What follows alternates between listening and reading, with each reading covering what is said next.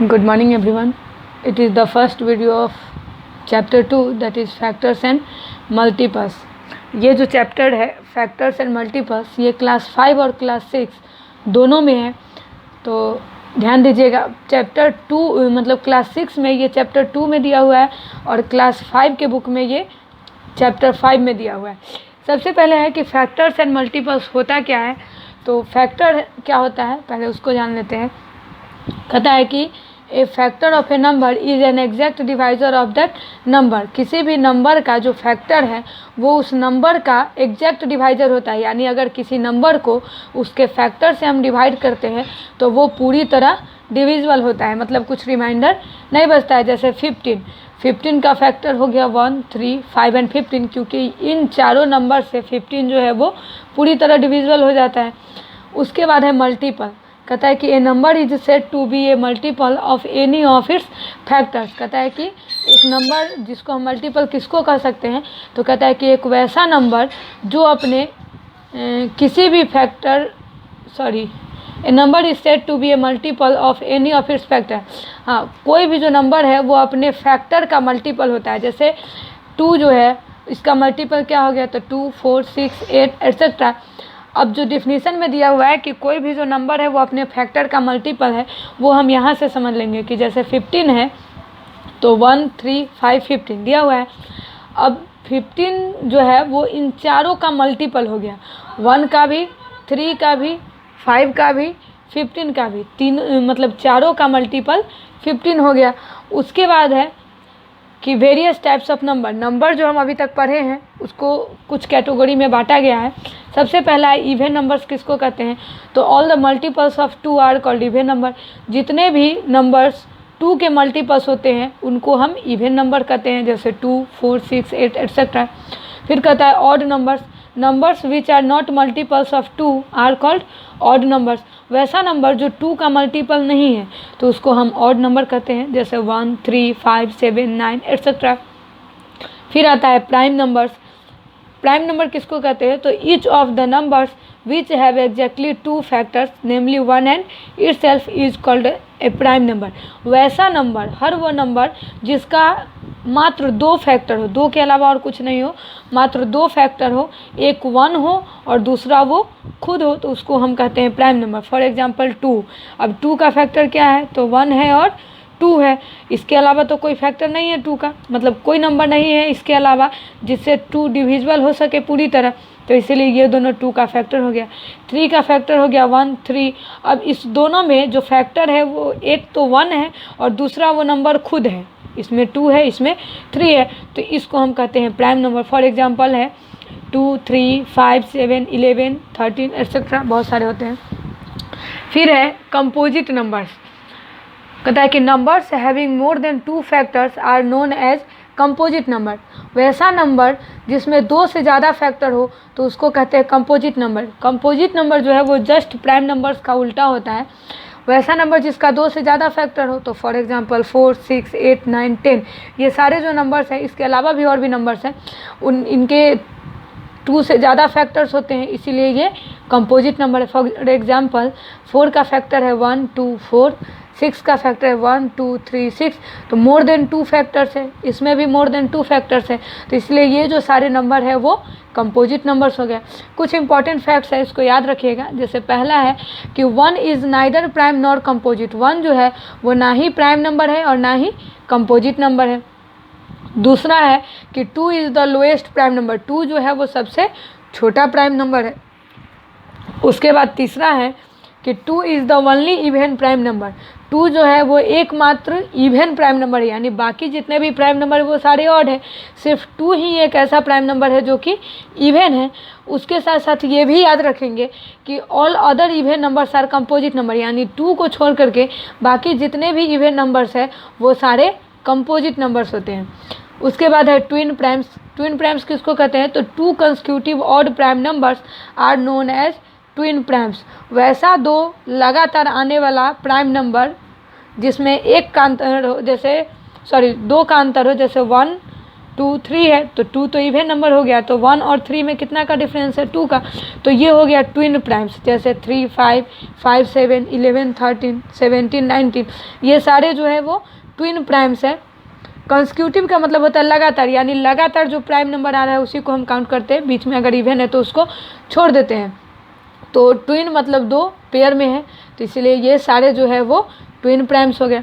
उसके बाद है प्राइम ट्रिपलेट। ट्रिपलेट मतलब 3 होना चाहिए, तो कहता है a set of 3 consecutive prime numbers, कहता है कि लगातार आने वाला प्राइम नंबर्स का वैसा सेट, मतलब जिसमें 3 लगातार प्राइम नंबर हो, वैसा सेट जिसमें a set of 3 consecutive prime numbers differing by 2 is called a prime triplet. कहता है कि वैसा प्राइम नंबर्स जो 3 का सेट हो, मतलब 3 प्राइम नंबर हो उसमें, और तीनों के बीच का जो डिफरेंस है वो 2 होना चाहिए, तो उसको हम कहते हैं प्राइम ट्रिपलेट। और एकमात्र प्राइम ट्रिपलेट है 3 5 7, क्योंकि 3 और 5 के बीच 2 का डिफरेंस, 5 और 7 के बीच 2 का डिफरेंस, तो यही एक प्राइम ट्रिपलेट है, इसके अलावा और कोई नहीं है। उसके बाद है को प्राइम्स।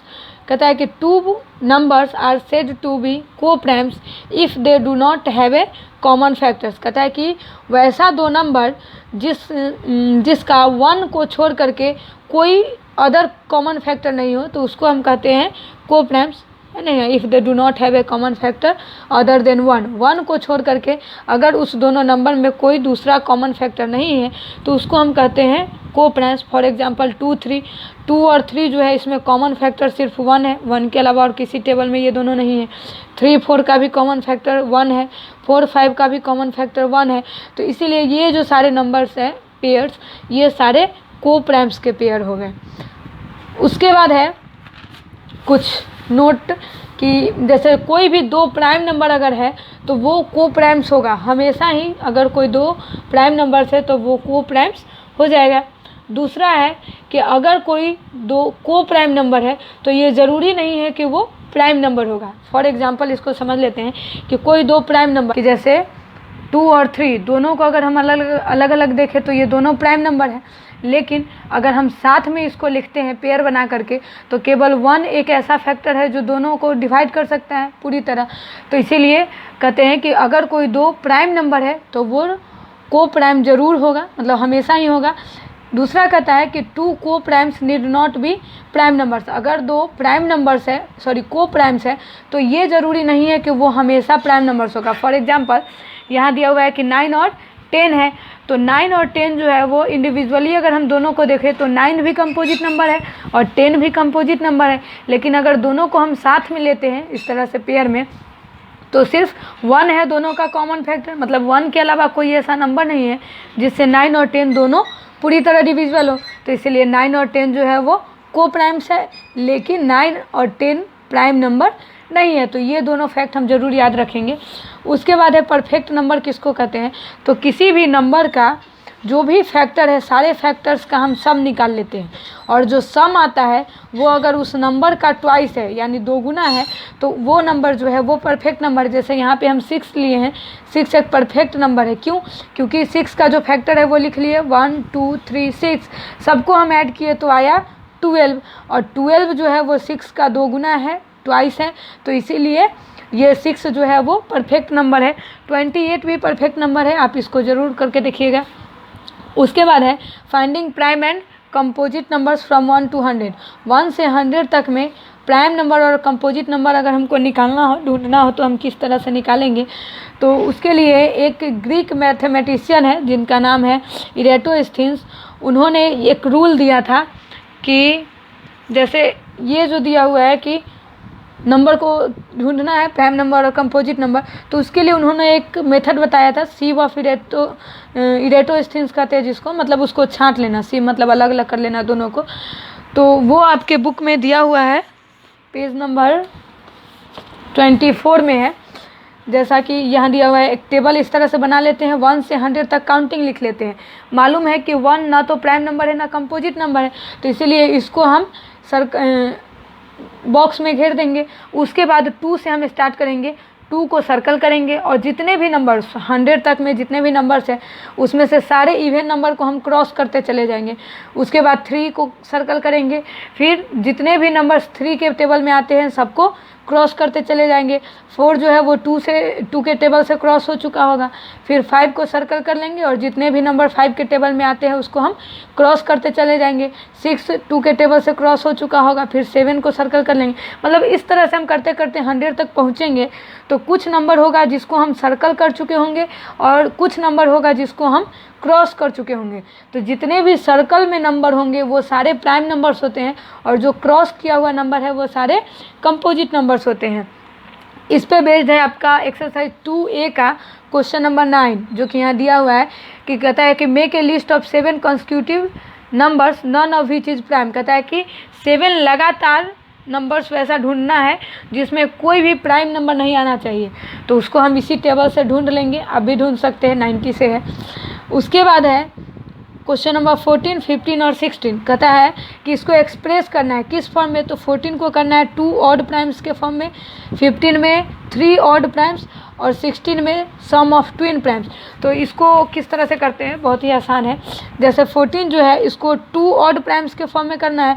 तो पहला क्वेश्चन जो है वो 36 दिया हुआ है, यानी 36 को हम इस तरह से एक्सप्रेस करेंगे कि 2 ऑड प्राइम नंबर को जब हम ऐड करेंगे तो 36 आना चाहिए। तो हम इस तरह से इसको लिख सकते हैं 17 + 19। इस दोनों को जोड़ने पे 36 आता है।